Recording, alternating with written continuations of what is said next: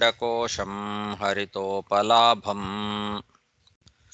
ತರ್ಕಾಭಯೇತಂ ವಿಧಿಶರ್ವಪೂರ್ವಗೀರ್ವಾಣವಿಜ್ಞಾನದ ಮಾನತೋಸ್ಮಿ ಪ್ರಥಮೋ ಹನುಮಾನ್ನಾಮ ದ್ವಿತೀಯೋ ಭೀಮಯೇವ ಚ ಪೂರ್ಣಪ್ರಜ್ಞಸ್ತೃತೀಯಸ್ತು ಭಗವತ್ಕಾರ್ಯಸಾಧಕಃ ಬುದ್ಧಿರ್ಬಲಂ ಯಶೋಧೈರ್ಯಂ ನಿರ್ಭಯತ್ವಂ ಅರೋಗತಾ ಅಜಾಡ್ಯಂ ವಾಕ್ಪಟುತ್ವಂಚ ಹನುಮತ್ಸ್ಮರಣಾದ್ ಭವೇತ್ ಪೃಥ್ವೀಮಂಡಲಮಧ್ಯಸ್ಥಾಃ ಪೂರ್ಣಬೋಧಮತಾನುಗಾಃ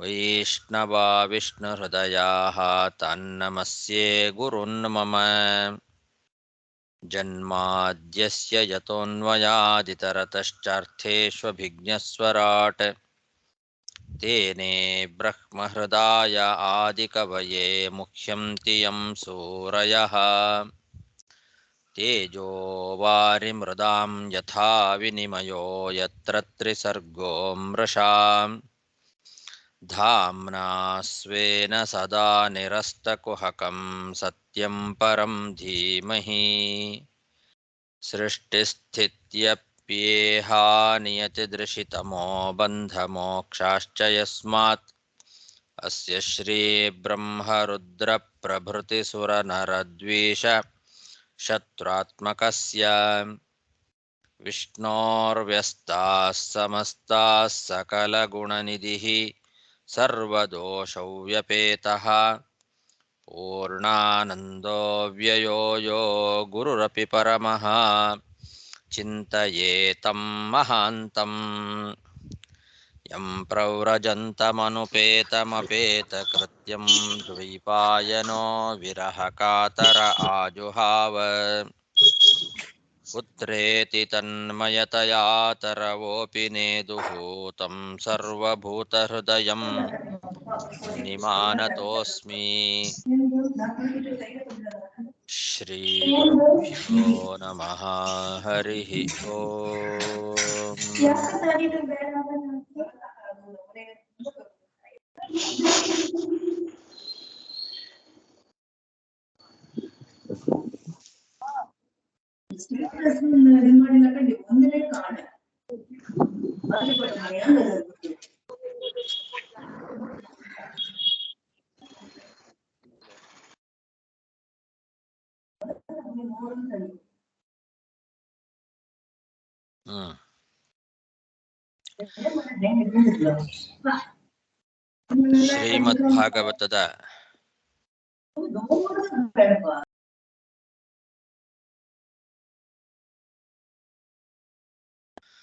ಶ್ರೀಮದ್ ಭಾಗವತದ ಚತುರ್ಥ ಸ್ಕಂಧದ 30ನೇ ಅಧ್ಯಾಯದಲ್ಲಿ ಇವತ್ತು 8ನೇ ಶ್ಲೋಕ.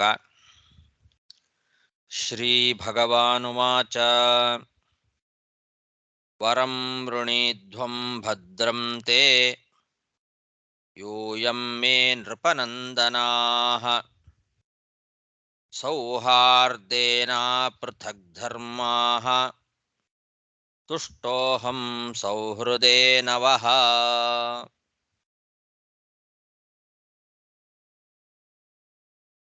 ಪ್ರಚೇತಸರು 1000 ವರ್ಷಗಳ ಕಾಲ, ದಿವ್ಯವಾದ 1000 ವರ್ಷಗಳ ಕಾಲ ಸಮುದ್ರದಲ್ಲಿ ತಪಸ್ಸನ್ನ ಮಾಡಿದರು. ಅದಕ್ಕೆ ಮೆಚ್ಚಿದಂತಹ ಭಗವಂತ ಪ್ರತ್ಯಕ್ಷನಾಗಿ ಅವರಿಗೆ ಹೇಳ್ತಾ ಇರುವಂತಹ ಮಾತು, ಹೇ ನೃಪನಂದನಾಹ, ಎಲೆ ರಾಜಕುಮಾರರೇ ಅಂತ ಸಂಬೋಧನೆ ಮಾಡ್ತಾನೆ ಭಗವಂತ. ಭದ್ರಂ ತೇ, ನಿಮಗೆ ಮಂಗಳ ಆಗಲಿ. ನಿಮಗೆ ಏನು ವರ ಬೇಕೋ ಕೇಳ್ರಿ. ನೀವು ಇಷ್ಟೂ ಜನರು ಕೂಡ ಪರಸ್ಪರ ಪ್ರೀತಿಯಿಂದ ಜೊತೆಯಲ್ಲಿದ್ದು ನನ್ನನ್ನ ಆರಾಧನೆ ಮಾಡಿದ್ದೀರಿ, ಬೇರೆ ಏನೂ ಮಾಡಿಲ್ಲ. ನೀವು ಎಲ್ಲರೂ ಸೇರಿ ಒಂದೇ ಕೆಲಸ ಮಾಡಿದ್ದೀರಿ. ಒಬ್ಬೊಬ್ಬರಲ್ಲಿ ಮನಸ್ಸಿನಲ್ಲಿ ವ್ಯತ್ಯಾಸ ಇಲ್ಲ ನಿಮಗೆ. ಎಲ್ಲರೂ ಒಂದೇ ಕೆಲಸವನ್ನ ಮಾಡಿದ್ದೀರಿ. ನನ್ನ ಆರಾಧನೆ ಮಾಡೋದು ಒಂದೇ ಕೆಲಸ. ಸೌಹಾರ್ದೇನ ಅಪೃಥಕ್ ಧರ್ಮಾಹ, ಪೃಥಕ್ ಧರ್ಮ ಇಲ್ಲ.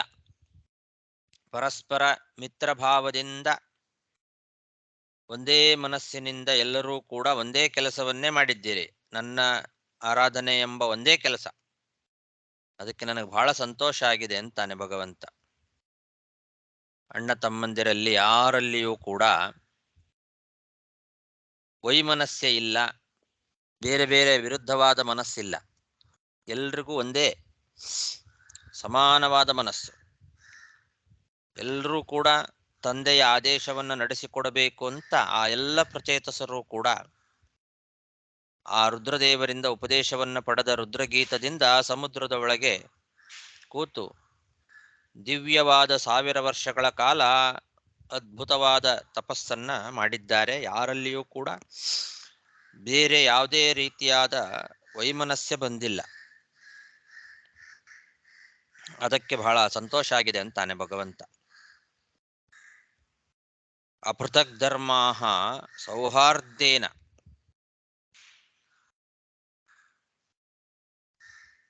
ಅದಕ್ಕೆ ತುಷ್ಟೋಹಂ, ನನಗೆ ಬಹಳ ಸಂತೋಷ ಆಗಿದೆ.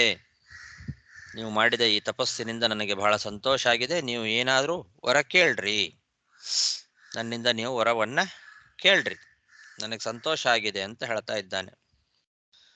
ವರಂ ವೃಣೀಧ್ವಂ ಭದ್ರಂ ತೇ ಯೂಯಂ ಮೇ ನೃಪನಂದನಾಃ ಸೌಹಾರ್ದೇನ ಪೃಥಕ್ ಧರ್ಮಾಃ ತುಷ್ಟೋಹಂ ಸೌಹೃದೇನ ವಃ.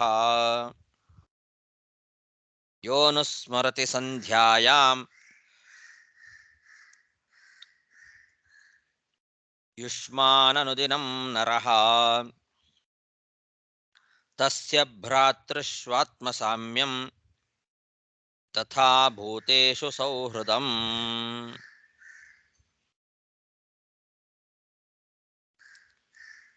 ಭಗವಂತ ಇವರಿಗೆ ತಾನೇ ಒಂದು ವರವನ್ನ ಕೊಡ್ತಾ ಇದ್ದಾನೆ. ಮೊದಲು ಅವರು ಕೇಳೋದಕ್ಕಿಂತ ಮುಂಚೆ ತಾನೇ ಹೇಳ್ತಾ ಇದ್ದಾನೆ, ನಿಮ್ಮನ್ನ ನೀವು ಮಾಡಿದ ಏನೊಂದು ಈ ತಪಸ್ಸಿದೆ, ನಿಮ್ಮಲ್ಲಿ ಅಣ್ಣ ತಮ್ಮಂದಿರಲ್ಲಿ ಇರುವ ಒಂದು ಪರಸ್ಪರವಾದ ಪ್ರೀತಿ,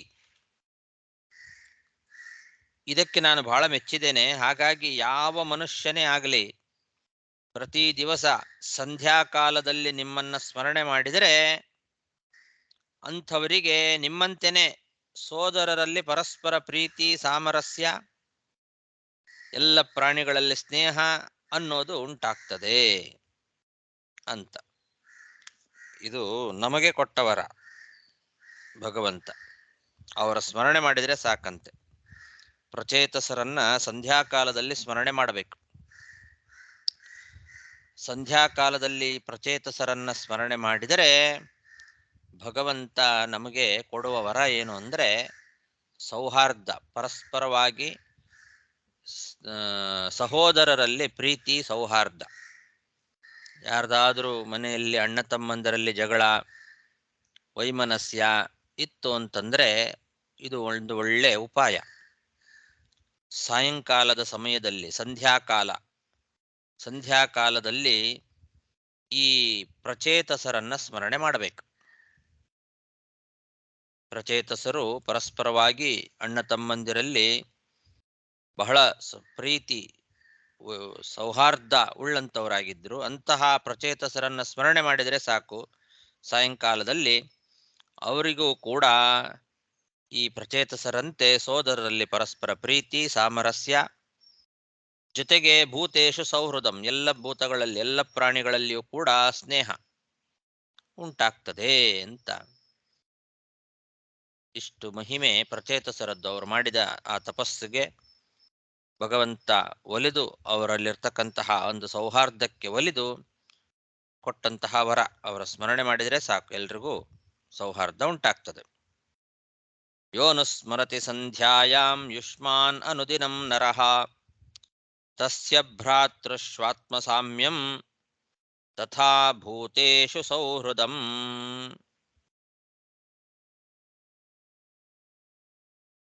ಯೇ ತು ಮಾಂ ರುದ್ರಗೀತೇನ ಸಾಯಂ ಪ್ರಾತಃ ಸಮಾಹಿತಾಃ ಸ್ತುವಂತ್ಯಹಂ ಕಾಮವರಾನ್ ದಾಸ್ಯೇ ಪ್ರಜ್ಞಾಂ ಚ ಶೋಭನಾಂ. ಅಷ್ಟೇ ಅಲ್ಲದೆ ನೀವು ಮಾಡಿದ ಆ ರುದ್ರಗೀತ ಏನಿದೆ, ರುದ್ರಗೀತದಿಂದ ನನ್ನನ್ನು ನೀವು ಸ್ತೋತ್ರ ಮಾಡಿದ್ದೀರಿ. ಹಾಗಾಗಿ ನೀವು ನನ್ನನ್ನು ಸ್ತೋತ್ರ ಮಾಡಿದಂತಹ ಯಾವ ರುದ್ರಗೀತ ಇದೆ, ಅಂದರೆ ರುದ್ರದೇವರು ನಿಮಗೆ ಉಪದೇಶ ಮಾಡಿದ ಗೀತ, ಅದರಿಂದ ನೀವು ನನ್ನ ಆರಾಧನೆ ಮಾಡಿದ್ರಿ. ಆ ರುದ್ರಗೀತಾದಿಂದ ಯಾರು ಮನುಷ್ಯರು ಬೆಳಗ್ಗೆ ಮತ್ತು ಸಾಯಂಕಾಲ ಏಕಾಗ್ರವಾದ ಮನಸ್ಸಿನಿಂದ ನನ್ನನ್ನು ಸ್ತೋತ್ರ ಮಾಡ್ತಾರೋ ಅವರಿಗೂ ಕೂಡ ಎಲ್ಲ ರೀತಿಯಾದ ವರಗಳನ್ನೂ ಸದ್ಬುದ್ಧಿಯನ್ನೂ ನಾನು ಕೊಡ್ತೇನೆ ಅಂತಾನೆ ಭಗವಂತ. ನೀವು ಮಾಡಿದ ರುದ್ರಗೀತದಿಂದ ಬೇರೆ ಯಾರೇ ಸ್ತೋತ್ರ ಮಾಡಲಿ, ನೀವು ಮಾಡಿದ ರುದ್ರಗೀತ ಏನಿದೆ ಸ್ತೋತ್ರ, ಆ ಸ್ತೋತ್ರದಿಂದ ನನ್ನನ್ನು ಬೇರೆ ಯಾರೇ ಸ್ತೋತ್ರ ಮಾಡಲಿ ಅವರಿಗೆ ಅದು ಸಾಯಂಕಾಲ ಮತ್ತು ಬೆಳಗ್ಗೆ ಸಮಯದಲ್ಲಿ ಯಾರು ನನ್ನನ್ನು ಆ ರುದ್ರಗೀತದಿಂದ ಸ್ತೋತ್ರ ಮಾಡ್ತಾರೋ ಅಂಥವರಿಗೂ ಕೂಡ ನಾನು ಬೇಕಾದ ವರಗಳನ್ನು ಕೊಡ್ತೇನೆ, ಬೇಕಾದ ಸದ್ಬುದ್ಧಿಯನ್ನು ಕೊಡ್ತೇನೆ ಅಂದ ಮೇಲೆ ನಿಮಗೇನು ಹೇಳಬೇಕು? ನಿಮಗೆ ನಾನು ವರವನ್ನು ಕೊಡ್ತೇನೆ ಅಂತ ಪ್ರತ್ಯೇಕ ಹೇಳಬೇಕೇನು? ನೀವು ಮಾಡಿದ ಈ ರುದ್ರಗೀತದಿಂದ ಬೇರೆ ಯಾರೇ ಸ್ತೋತ್ರ ಮಾಡಲಿ ಅಂಥವರಿಗೇನೆ ನಾನು ಬೇಕಾದ ವರಗಳನ್ನು ಕೊಡ್ತೇನೆ ಅಂದ ಮೇಲೆ ನಿಮಗೆ ನಾನು ಬೇಕಾದ ವರವನ್ನು ಕೊಡ್ತೇನೆ ಅಂತ ಪ್ರತ್ಯೇಕ ಹೇಳಬೇಕಾ? ಕೇಳ್ರಿ ವರವನ್ನ ಅಂತ. ಹಾಗೆ ಯೇ ತು ಮಾಂ ರುದ್ರಗೀತೇನ ಸಾಯಂ ಪ್ರಾತಃ ಸಮಾಹಿತಾಃ ಸ್ತುವಂತ್ಯಹಂ ಕಾಮವರಾನ್ ದಾಸ್ಯೇ ಪ್ರಜ್ಞಾಂ ಚ ಶೋಭನಾಂ. ಯದ್ಯೂಯಂ ಪಿತುರಾದೇಶಂ ಅಗ್ರಹೀಷ್ಟಮುದಾನ್ವಿತಾಃ ಅತೋ ವೌಷತೀ ಕೀರ್ತಿಃ ಲೋಕಾನನುಭವಿಷ್ಯತಿ. ನಿಮ್ಮ ಕೀರ್ತಿ ಎಲ್ಲ ಲೋಕಗಳಲ್ಲೂ ಹರಡ್ತದೆ ಅಂತಾನೆ ಭಗವಂತ. ಯಾಕೆಂದ್ರೆ ತಂದೆಯ ಆದೇಶ ಏನಿದೆ ಆ ತಂದೆಯ ಆದೇಶವನ್ನ ಸಂತೋಷದಿಂದ ಸ್ವೀಕಾರ ಮಾಡಿದಿರಿ ನೀವು. ನಿಮಗೆ ತಂದೆಯಾದಂತಹ ಪ್ರಾಚೀನ ಬರ್ಹಿ ನಿಮಗೆ ಏನು ಆದೇಶ ಮಾಡಿದ, ಉತ್ತಮವಾದ ಸಂತತಿಯನ್ನ ಬೆಳೆಸಿರಿ, ಅದಕ್ಕೋಸ್ಕರ ಉತ್ತಮವಾದ ತಪಸ್ಸನ್ನ ಮಾಡ್ರಿ, ಉತ್ತಮವಾದ ಸಂತತಿಗೋಸ್ಕರ ಅಂತ ಆ ತಂದೆ ಹೇಳಿದ ಆದೇಶವನ್ನ ಎಲ್ಲರೂ ಕೂಡ ಪ್ರೀತಿಯಿಂದ ಅದನ್ನ ಪಾಲನೆ ಮಾಡಿದ್ರಿ. ತಂದೆಯ ಆದೇಶವನ್ನ ಪಾಲನೆ ಮಾಡಿರ್ತಕ್ಕಂತಹ ನಿಮ್ಮ ಈ ಕೀರ್ತಿ ಏನಿದೆ ಇದು 3 ಲೋಕಗಳಲ್ಲಿಯೂ ಕೂಡ ವ್ಯಾಪಿಸ್ತದೆ. ನಿರ್ಮಲವಾದ ಕೀರ್ತಿ. ತಂದೆ ಮಾತನ್ನ ಕೇಳಿದಂತಹ ಮಕ್ಕಳು ಅಂತ, ತಂದೆಯ ಆದೇಶವನ್ನು ಪಾಲನೆ ಮಾಡಿರ್ತಕ್ಕಂತಹ ಮಕ್ಕಳು ಎಂಬುದಾಗಿ ನಿಮ್ಮ ಕೀರ್ತಿ ಎಲ್ಲ ಕಡೆಯಲ್ಲೂ ಹರಡುತ್ತದೆ. ನಿರ್ಮಲವಾದ ಆ ನಿಮ್ಮ ಕೀರ್ತಿ ಎಲ್ಲ ಲೋಕಗಳಲ್ಲೂ ವ್ಯಾಪಿಸ್ತದೆ. ಯದ್ಯೂಯಂ ಪಿತುರಾದೇಶಂ ಅಗ್ರಹೀಷ್ಟಮುದಾನ್ವಿತಾಃ ಅತೋ ವವುಷತಿ ಕೀರ್ತಿಃ ಲೋಕಾನನುಭವಿಷ್ಯತಿ. ಭವಿತಾ ವಿಶ್ರುತ ಪುತ್ರೋ ಅನವಮೋ ಬ್ರಹ್ಮಣೋ ಗುಣೈಃ ಯಯೇತಾಂ ಆತ್ಮವೀರ್ಯೇಣ ತ್ರಿಲೋಕೀಂ ಪೂರಯಿಷ್ಯತಿ.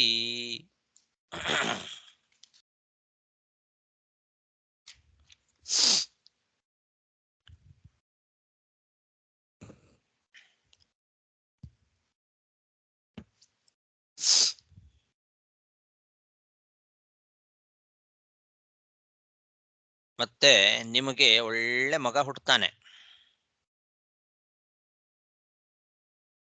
ನಿಮಗೆ ಒಬ್ಬ ಒಳ್ಳೆ ಮಗ ಹುಟ್ಟುತ್ತಾನೆ, ಸತ್ಪುತ್ರ.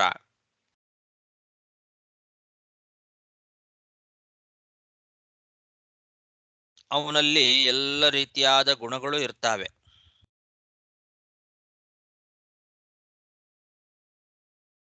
ಬ್ರಹ್ಮನಲ್ಲಿ ಏನೇನು ಗುಣಗಳಿದ್ದಾವೋ ಅದಕ್ಕೆ ಕಡಿಮೆ ಇಲ್ಲದಂತಹ ಗುಣಗಳು ಉಳ್ಳ ಮಗ ಹುಟ್ಟುತ್ತಾನೆ ಅಂತ.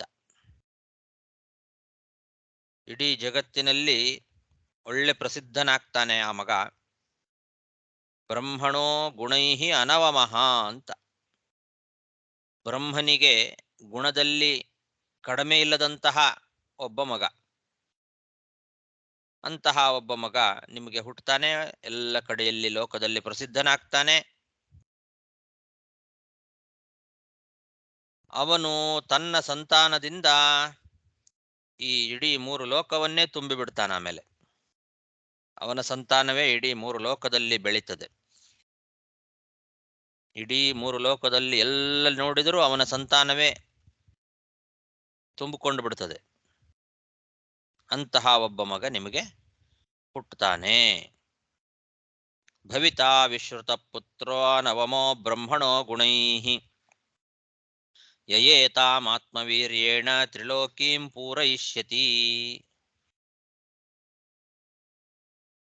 ಖಂಡೋ ಪ್ರಮ್ಲೋಚಯಾ ಲಬ್ಧಾ ಕನ್ಯಾ ಕಮಲಲೋಚನಾ ತಾಂ ಚಾಪವಿದ್ಧಾಂ ಜಗೃಹುಃ ಭೂರುಹಾ ನೃಪನಂದನಾಃ. ಎಲೆ ನೃಪನಂದನಾಃ, ರಾಜಕುಮಾರರೇ, ನೀವು ಈಗ ಏನು ಮಾಡಬೇಕು ಅಂದರೆ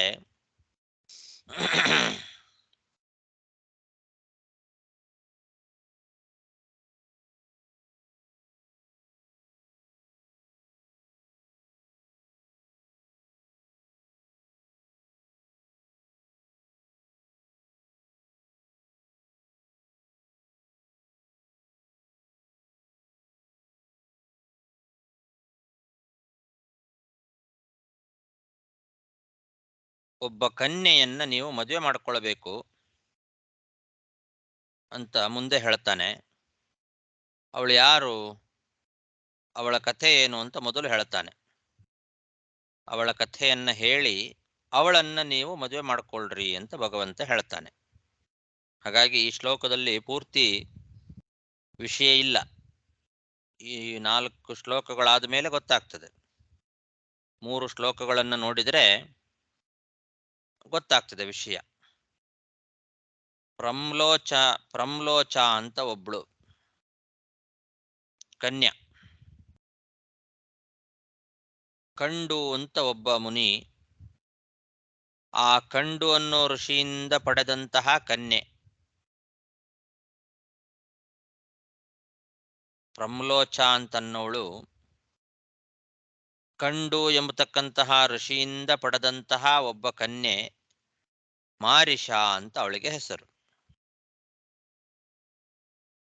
ಕಂಡು ಮತ್ತು ಪ್ರಮ್ಲೋಚ ಎಂಬ ದಂಪತಿಗಳ ಮಗಳವಳು. ಕಂಡೋಹೋ ಪ್ರಮ್ಲೋಚಯಾ ಲಬ್ಧ ಕನ್ಯಾ ಕಮಲಲೋಚನಾ ಅಂತ. ಕಮಲಲೋಚನ ಅನ್ನೋದು ಹೆಸರಲ್ಲ, ಅವಳ ಹೆಸರು ಮಾರಿಷಾ ಅಂತ. ಅದು ಮುಂದೆ ಹೇಳ್ತಾರೆ. ಕಮಲಲೋಚನ ಅಂದ್ರೆ ಕಮಲದಂತೆ ಕಣ್ಣುಳ್ಳವಳು ಅಂತ ಅರ್ಥ.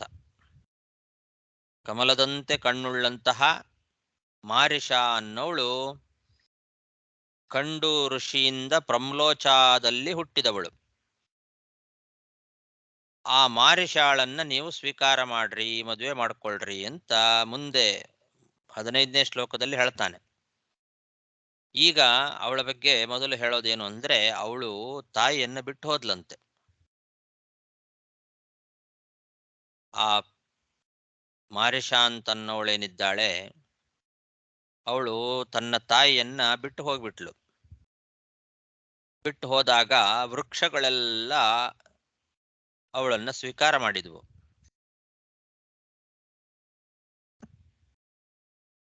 ಕಂಡೋ ಪ್ರಮ್ಲೋಚಯಾ ಲಬ್ಧ ಕನ್ಯಾ ಕಮಲಲೋಚನಾ ತಾಂ ಚಾಪವಿದ್ಧಾಂ ಜಗೃಹುಃ ಭೂರುಹಾ ನೃಪನಂದನಾಃ.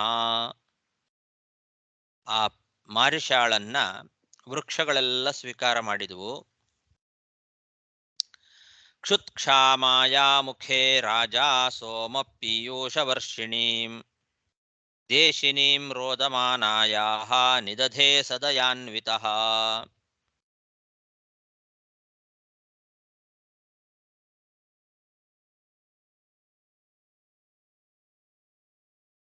ಅವಳಿಗೆ ತುಂಬಾ ಹಸಿವೆ ಆಗಿತ್ತು. ಆ ಹಸಿವೆಯಿಂದ ತುಂಬಾ ಬಳಲ್ತಾ ಇದ್ಲು ಆ ಮಾರಿಷ ಅಂತನ್ನೋಳು. ಆವಾಗ ಅವಳ ಮೇಲಿನ ಕರುಣೆಯಿಂದ ವನಸ್ಪತಿಗಳ ರಾಜ ಚಂದ್ರ ಏನಿದ್ದಾನೆ, ಆ ಚಂದ್ರ ತನ್ನ ತೋರು ಬೆರಳನ್ನ ಅವಳ ಬಾಯೊಳಗೆ ಇಟ್ನಂತೆ. ಅಳ್ತಾ ಇದ್ಲವಳು, ಹಸುವೆಯಿಂದ ಅಳ್ತಾ ಇದ್ಲು ಮಾರಿಷ ಅಂತನ್ನೋಳು. ಅಳ್ತಾ ಇರತಕ್ಕಂತಹ ಅವಳ ಬಾಯಲ್ಲಿ ಅಮೃತವನ್ನ ಸುರಿಸುವ ತೋರು ಬೆರಳು, ಚಂದ್ರನ ಬೆರಳೇನಿದೆ ಆ ಬೆರಳಿಂದ ಅಮೃತವೇ ಸುರಿತದೆ. ಹಸುವೆಯಿಂದ ಬಳಲ್ತಾ ಇರತಕ್ಕಂತಹ ಆ ಮಾರಿಷ ಅಳ್ತಾ ಇರುವಾಗ ಆ ಅಳುವ ಬಾಯಿಯೊಳಗೆ ಅಮೃತವನ್ನೇ ಸುರಿಸುವಂತಹ ತನ್ನ ಕೈಯ ತೋರು ಬೆರಳನ್ನ ಚಂದ್ರ ಇಟ್ಟ ಅಂತ ಹೇಳ್ತಾ ಇದ್ದಾರೆ. ಪೀಯೂಷ ವರ್ಷಿಣೀಂ, ಅಮೃತವನ್ನೇ ಸುರಿಸ್ತಾ ಇತ್ತು ಆ ಒಂದು ಬೆರಳು. ಆ ಬೆರಳನ್ನ ಚಂದ್ರ ಅವಳ ಬಾಯೊಳಗೆ ಇಟ್ಟ.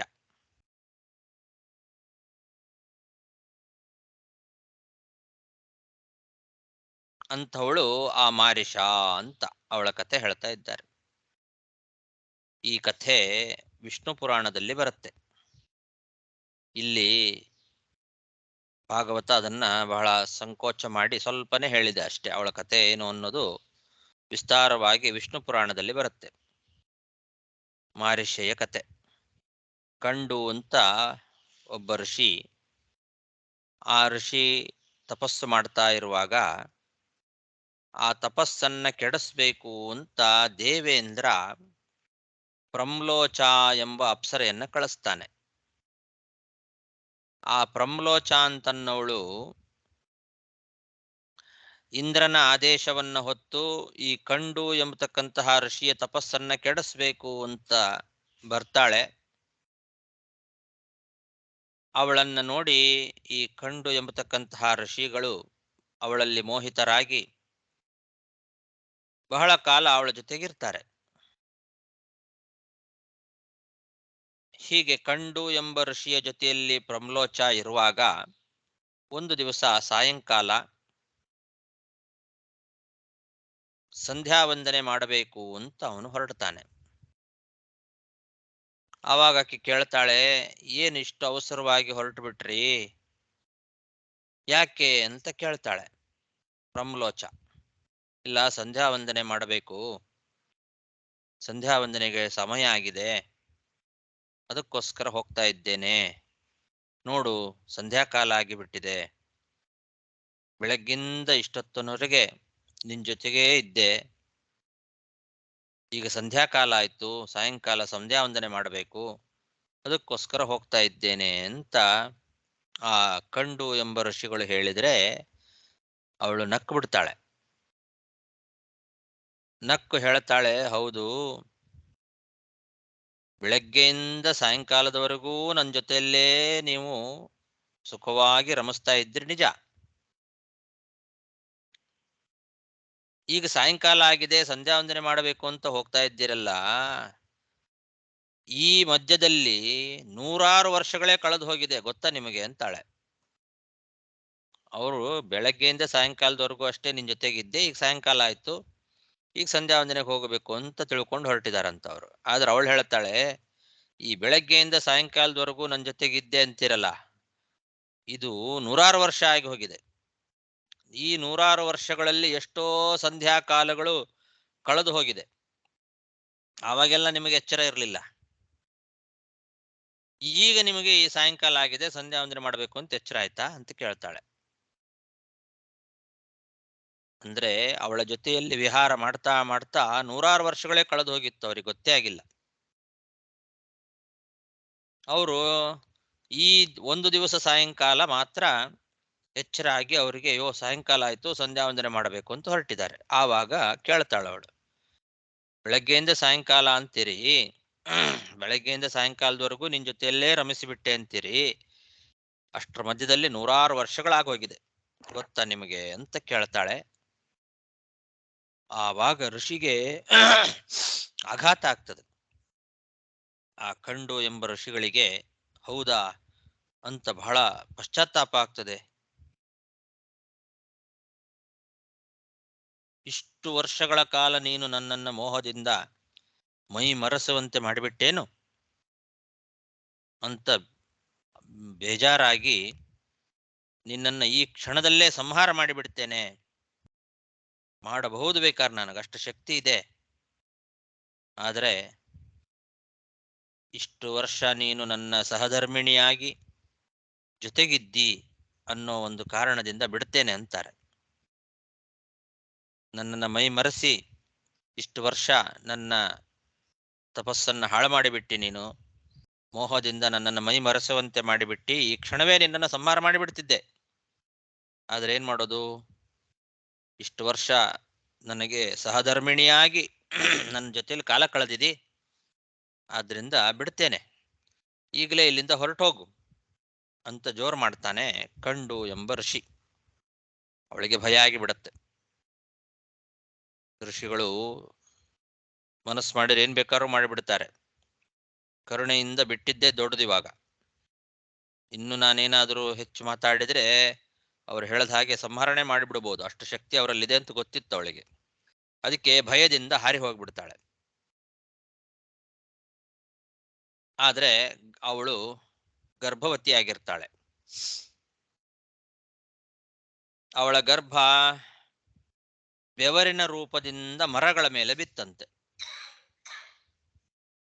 ಈ ಪ್ರಮ್ಲೋಚ ಅನ್ನೋಳ ಗರ್ಭ ಏನಿದೆ, ಕಂಡು ಎಂಬ ಋಷಿಗಳಿಂದ ಪಡೆದಂತಹ ಗರ್ಭ, ಆ ಗರ್ಭ ಬೆವರಿನ ರೂಪದಿಂದ ಮರಗಳ ಮೇಲೆಲ್ಲ ಬಿತ್ತು. ಆ ಬೆವರೇ ಹೆಣ್ಣಾಯ್ತು. ಈ ರೀತಿ ಅವಳು ತಾಯಿಯಿಂದ ಬಿಡಲ್ಪಟ್ಟವಳು ಅಂದ್ರೆ ಅರ್ಥ. ಭಾಗವತದಲ್ಲಿ ತಾಂ ಚಾಪ ವಿದ್ಧಾಂ ಅಂತಿದೆ ಅಲ್ಲ, ಅವಳು ತಾಯಿಯನ್ನ ಬಿಟ್ಟು ಹೋದ್ಲು, ವೃಕ್ಷಗಳು ಸ್ವೀಕಾರ ಮಾಡಿದ್ವು ಅಂತ ಭಾಗವತ ಹೇಳಿದೆ.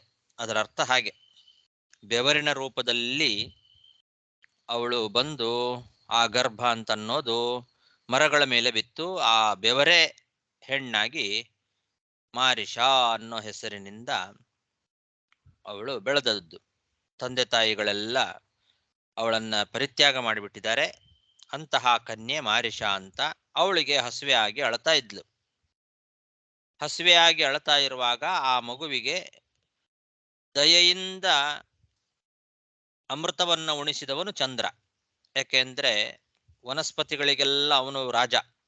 ವೃಕ್ಷ ವನಸ್ಪತಿಗಳೆಲ್ಲ ಏನಿದ್ದಾವೆ ಆ ಎಲ್ಲ ವೃಕ್ಷ ವನಸ್ಪತಿಗಳಿಗೆ ರಾಜ ಅವನು.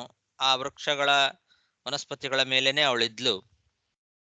ಎಲ್ಲಾ ವೃಕ್ಷಗಳು ವನಸ್ಪತಿಗಳೇ ಸ್ವೀಕಾರ ಮಾಡಿದ್ವಲ್ಲ ಅವಳನ್ನ. ಆ ವೃಕ್ಷಗಳ ಮೇಲೇನೆ ಆ ಬೆವರು ಬಿದ್ದದ್ದು.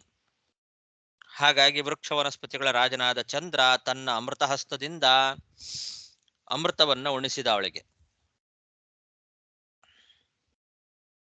ಈ ರೀತಿ ಚಂದ್ರನಿಂದ ಬೆಳೆದವಳು ಅವಳು.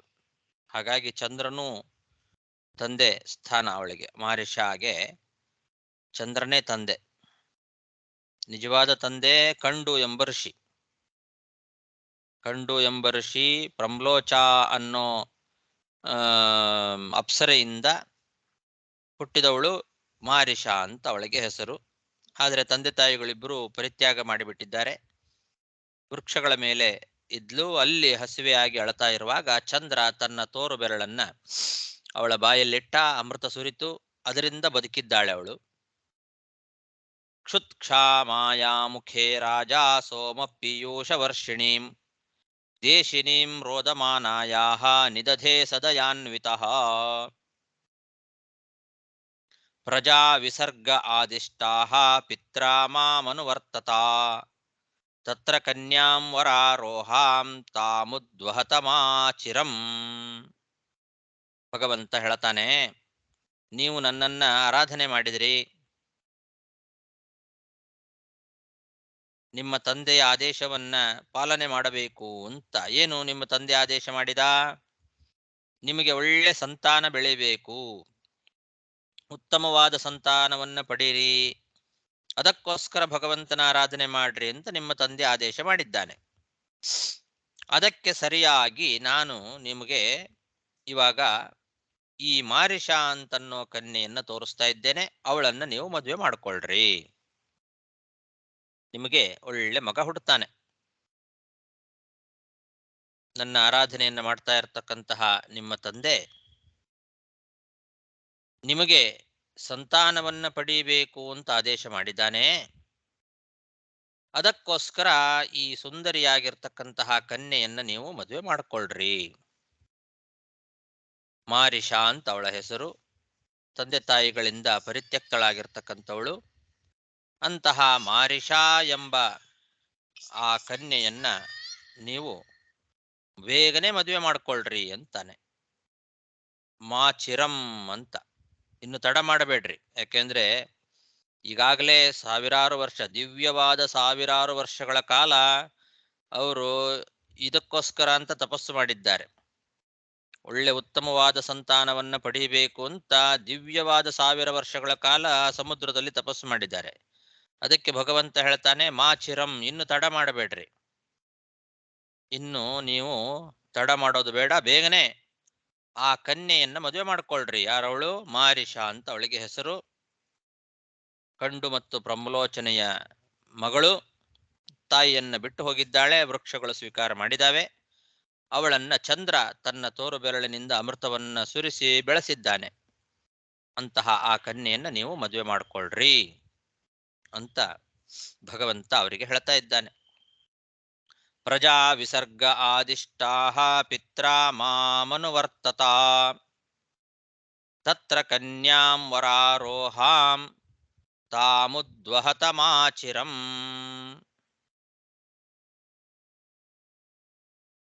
ಅಪೃಥಕ್ ಧರ್ಮಶೀಲಾನಾಂ ಸರ್ವೇಷಾಂ ವಸ್ಸು ಮಧ್ಯಮಾ ಅಪೃಥಕ್ ಧರ್ಮಶೀಲೇಯಂ ಭೂಯಾತ್ ಪತ್ನ್ಯರ್ಪಿತಾ ಮಯಾ. ಮತ್ತೆ ಭಗವಂತ ಹೇಳ್ತಾನೆ, ನೀವೆಲ್ಲರೂ ಕೂಡ ಒಳ್ಳೆ ಆಚಾರಶೀಲರಾಗಿದ್ದೀರಿ.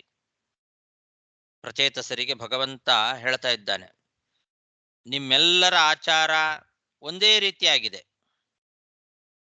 ನೀವು ಎಲ್ಲರೂ ಕೂಡ ಒಂದೇ ರೀತಿಯ ಆಲೋಚನೆಯನ್ನು ಮಾಡ್ತಕ್ಕಂಥವ್ರು, ಯಾರಿಗೂ ವೈಮನಸ್ಯ ಇಲ್ಲ, ಎಲ್ಲರೂ ಒಂದೇ ರೀತಿಯಾದ ಆಚಾರ ನಡತೆ ಮೊದಲಾದವುಗಳನ್ನು ಪಡ್ಕೊಂಡಿದ್ದೀರಿ. ಹಾಗಾಗಿ ಅವಳೊಬ್ಬಳೇ ನಿಮಗೆಲ್ರಿಗೂ ಹೆಂಡತಿ ಆಗಲಿ ಅಂತ. ಪ್ರಚೇತಸರಿಗೆಲ್ಲರಿಗೂ ಕೂಡ ಒಬ್ಬಳೇ ಹೆಂಡತಿ, ನಾನೇ ಅವಳನ್ನು ನಿಮಗೆ ಕೊಡ್ತಾ ಇದ್ದೇನೆ. ನಿಮ್ಮೆಲ್ಲರ ಆ ಧರ್ಮ ಶೀಲ ಎಲ್ಲ ಒಂದೇ ರೀತಿ ಇದೆ,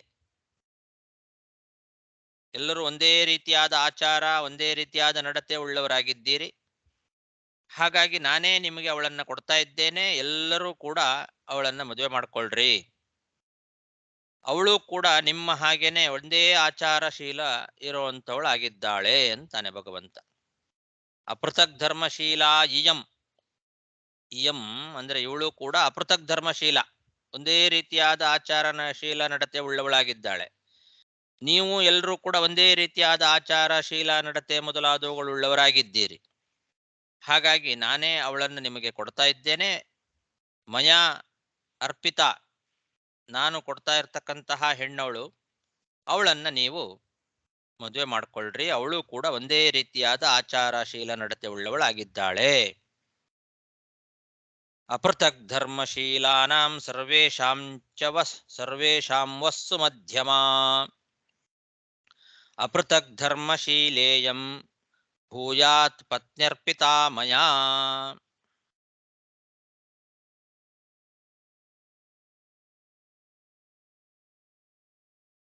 ಸಾಕು, ಮತ್ತೆ ಮುಂದಿನ ಶ್ಲೋಕಕ್ಕೆ ಸ್ವಲ್ಪ ಜಾಸ್ತಿ ವಿಷಯ ಹೇಳಲಿಕ್ಕಿದೆ, ಮತ್ತೆ ನಾಳೆ ದಿವಸ ನೋಡೋಣ. ಶ್ರೀಕೃಷ್ಣ ಅರ್ಪಣಮಸ್ತು. ಆಚಾರ ನಾರಾಯಣ, ಒಂದು 2 ಪ್ರಶ್ನೆ ಆಚಾರ. ಈ ಒಂದೇ ಹೆಣ್ಣ ಬಂದು ಇಟ್ಟು ಬದಲಿ ಕೊಡ್ತಾರ ಬಹುತ್ವ ಬಂದು ಅದನ್ನ ಹೆಂಗ ಕೂಡ್ಸೋದು? ಒಂದೇ ಹೆಣ್ಣು ಎಲ್ಲ ದಂಡಿಯ ಗಂಡದ್ರೆ ಇದೆಲ್ಲ ಅದೇ ನಮ್ಮ ರೀತಿಯಲ್ಲಿ ನಾವು ಲೌಕಿಕವಾದ ರೀತಿಯಲ್ಲಿ ವಿಚಾರ ಮಾಡ್ತಕ್ಕಂಥದ್ದಲ್ಲ ಇದು. ನಮಸ್ಕಾರ. ದೇವತೆಗಳ ಒಂದು ಆಚಾರ ನಡತೆಗಳೇ ಬೇರೆ ರೀತಿಯಲ್ಲಿ ಇರ್ತದೆ. ಅದಕ್ಕೆ ಇದನ್ನೇ ಹೇಳ್ತಾ ಇದ್ದಾರೆ, ಅಪೃಥಕ್ ಧರ್ಮಶೀಲರು ಅಂತೇನಿದೆ ಅಲ್ಲ, ಅವರಲ್ಲಿ ಆ ಒಂದು ಶಕ್ತಿ ಇರ್ತದೆ. ಅದಕ್ಕೆಲ್ಲ ಅನೇಕ ಕಾರಣಗಳಿರ್ತಾವೆ. ಅದನ್ನ ನೋಡೋಣಂತೆ, ಬೇರೆ ಮತ್ತೆಲ್ಲಾರು ವಿಚಾರ ಮಾಡೋಣಂತೆ. ಈ ಬ್ರಹ್ಮಭಾರ ಸ್ತೋತ್ರ ಕಂಡು ಋಷಿ ಬದ ಆ ಕಂಡು ಋಷಿ ಇದು ಒಂದ ಹೌದ್ರಿ. ಸೊ ಅದನ್ನ ನೋಡಿದವರು ಈ ಕಂಡು ಋಷಿತ. ಹೌದು. ಓಕೆ. ಆ ಬ್ರಹ್ಮಭಾರ ಸ್ತೋತ್ರ ಏನ್ ಆಚಾರ ಅದು ಹಿನ್ನೆಲೆ ಬಂದು ಅದು ಒಂದು ಸೋಮಣಿಯೋ ಅವನಿಯೋ ಪ್ರತ್ಯಕ್ಷರಿಯೋ ಒಂದು ಇದು ಸಂವಾದ ಆಗತ್ತೆ. ಅದು ಏನು ಆ ಪ್ರಸಂಗ ಏನ್ ಕಥೆ ಅದು? ಸರಿಯಾಗಿ ನೋಡಿ ಹೇಳ್ತೇನೆ. ಓಕೆ.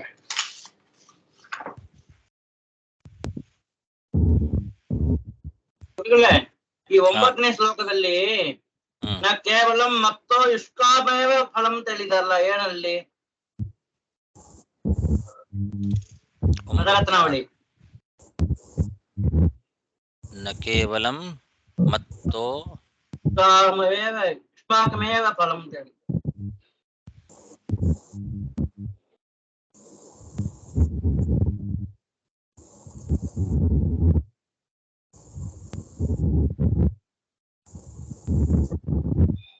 ಮತ್ತೋ ಅಂದ್ರೆ ಏನು? ಮತ್ತೊಂದೇ ಅರ್ಥ ತಿಳಿದರೆ ಸರಿ. ಅವರು ಮತ್ತಃ ಅಂದ್ರೆ ನನ್ನಿಂದ ಅಂತ ಅರ್ಥ. ನನ್ನಿಂದ ಅಂತ ಅರ್ಥ. ನನ್ನಿಂದ. ಹೌದು, ಮತ್ತಃ ನನ್ನಿಂದ ಅಂತ ಅರ್ಥ. ಬರೇ ನನ್ನಿಂದ ಅಲ್ಲ, ನಿಮಗೆ ಈ ಫಲ. ಸರಿ, ಇನ್ನೊಂದು ಆ ಹುಡುಗಿ ಕನ್ಯಾವಳ ಹೆಸರು ಹೇಳಿದ್ರಲ್ಲ, ಅದು ಎಲ್ಲಿ ಬಂದಿದೆ ಅಲ್ಲಿ? ಮಾರಿಷಾ ಅನ್ನೋ ಹೆಸರಾ?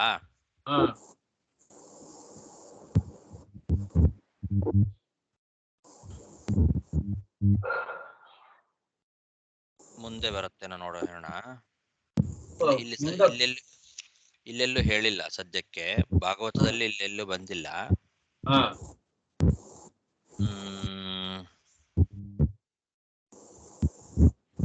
ಮಾರಿಷ ಅಂದ್ರ ಸಣಿಗೆ ಸಣಚರಾಗ ಬರೋ ಸಾಬ, ಷಣ್ಮುಖಾಗ ಬರೋ ಶಾಬ. ಶಾ, ಷಣ್ಮುಖ ಶಾ. ಷಣ್ಮುಖ ಶಾ.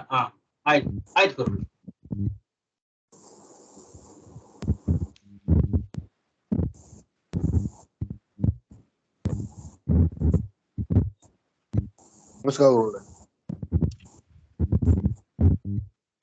ನಮಸ್ಕಾರ. ಹರೇ ನಮ. ನಮಸ್ಕಾರ ಗುರುಗಳೇ. ಧನ್ಯವಾದಗಳು ಗುರುಗಳೇ.